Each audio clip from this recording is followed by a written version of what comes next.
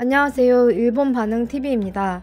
돈을 벌기 위해 기능 실습생으로 일본에 건너가 폭행당한 뒤 도쿄의 어느 역 앞에 버려진 베트남인 25세 응유엔 딘티씨의 이야기에 베트남이 반일 감정으로 들끓고 있습니다.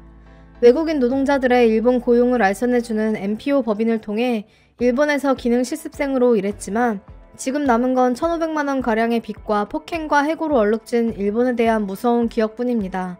현재 일본의 MPO 법인 같은 외국인 고용 알선 업체들은 코일9의 여파로 본래의 기능을 잃은 지 오래된 상태이며 일본 기업들은 경영 악화로 외국인 실습생을 방치, 해고시키는 사례가 급증하고 있습니다.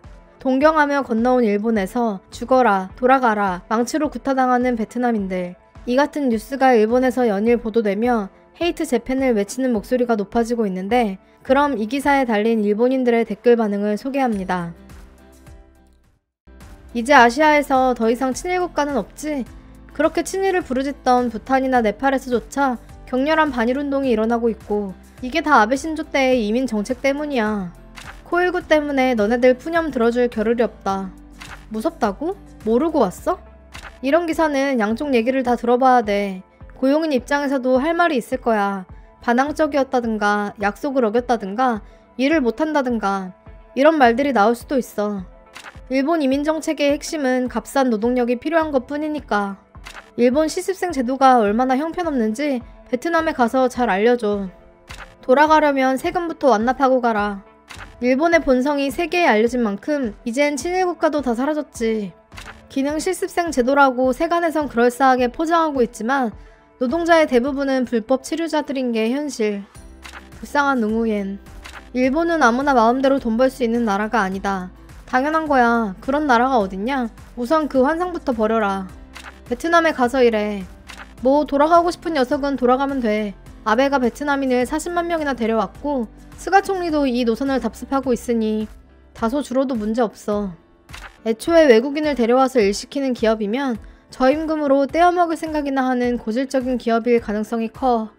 베트남 사람들이 모두 그런 일을 당하는 건 아니잖아. 보통은 베트남 월 수입의 4배 이상을 송금할 수 있어서 좋아하겠지.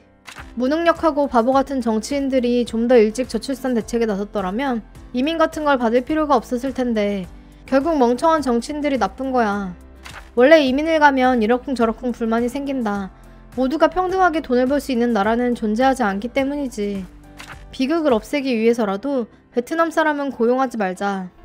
누누이 말하지만 TV에서 보는 거나 관광하는 것과 실제로 사는 건 엄연히 다르다. 이건 일본만의 문제가 아니야. 일본인들도 베트남인이 무서워. 전부 돌아가서 다신 오지 마. 지금의 일본에 와봤자 벌지 못해.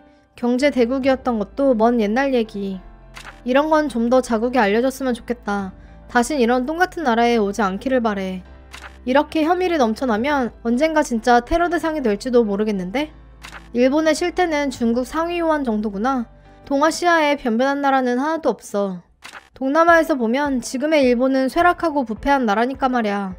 이런 상황인데도 일본인들은 무관심하고 내 노익들은 베트남인을 증오하고 있어. 일본 사람들은 정말 근성이 썩었다고 생각한다. 뭐 이 상태로 더욱 일본의 민낯을 세계에 알리고 때려줬으면 좋겠어. 일본은 외압에 의해서만 바뀔 수 있는 나라니까. 그러니까 오지 말라고 충고했잖아. 일본이 나쁘다. 이건 틀림없어. 일본인이 베트남에 가도 지옥. 응석 부리지 마. 세계에서 미움받는 일본. 일본인은 아주 냉정하단다. 베트남 사람이 훨씬 무서운데. 일본은 썩었어. 이래선 베트남 사람들한테 보복당해도 어쩔 수 없지.